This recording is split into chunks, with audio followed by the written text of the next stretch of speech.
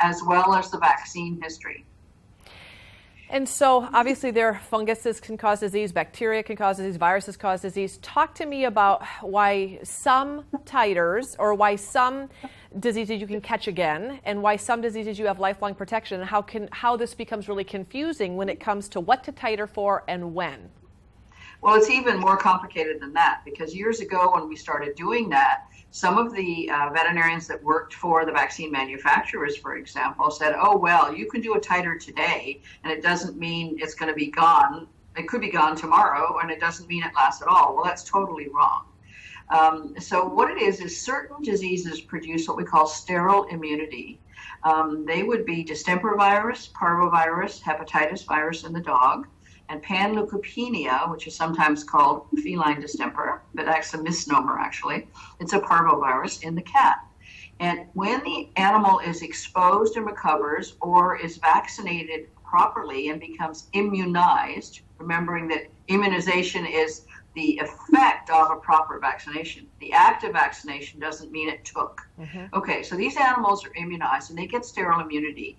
They will have long-lasting immunity measured in their blood through a titer test, a minimum of 7 to 9 years, probably a lifetime. Then we have other vaccinations that do not produce this so-called permanent sterile immunity. And by the way, if an animal has sterile immunity, they cannot become infected again. So they don't get infected or shed the virus should they be re-exposed, because these disease agents are everywhere. Okay, so we have other disease agents that don't do this, like Lyme, like lepto, for example, like bordetella, like the other upper respiratory, kennel cough, etc. viruses, even canine influenza, and they don't last very long. So when we vaccinate for that, it may only last 7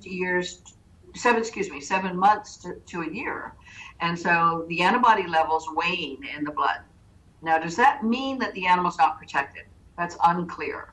For example, even though leptospirosis may give you a titer after vaccination that's a relatively low level but lasts for a year, when those animals have been exposed or challenged, at least according to the manufacturers, they are still protected by what we call immune memory cells, which are there for life. In other words, if you have an adverse reaction to strawberries, it's there forever. It doesn't disappear.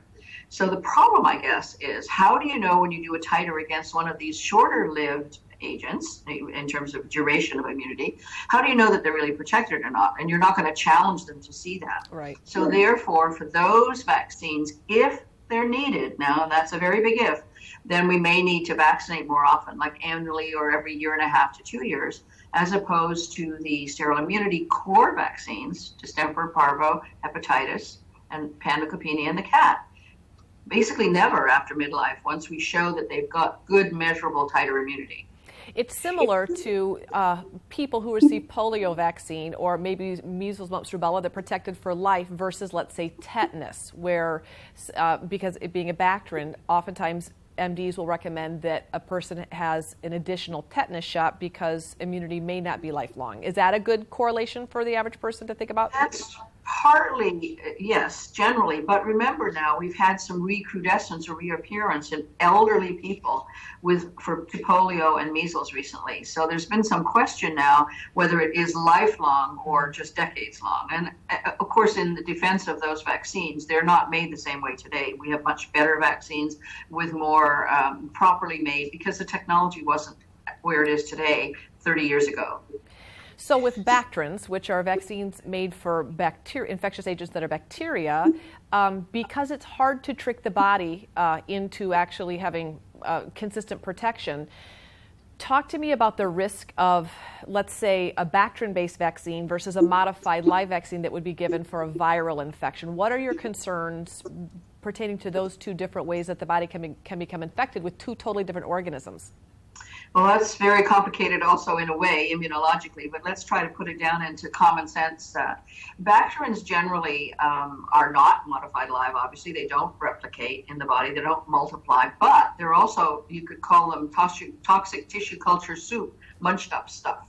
Like, think of the rattlesnake vaccine, for example. I mean, it's not a highly purified stuff, so it may not last very long, but it's also not as purified as the modified live vaccines. So why did we go to modified live vaccines, except for rabies, from kill vaccines years ago? because they produce a more rapid, more complete immunity. I was one of those people that kicked and screamed for years and said, kill parvovirus vaccine, even though it doesn't last as long and may not mount the immunity as quickly, is actually safer. And that's what the late Jonas Salk said. Killed vaccines are always safer than modified live if you have them and they work. So the modified live vaccine produces complete immunity. It challenges your secretions, your secretory immunity, your cell-mediated immunity in your tissues, and this circulating immunity in your blood at the same time, and relatively quickly. I mean, distemper vaccine produces immunity immediately,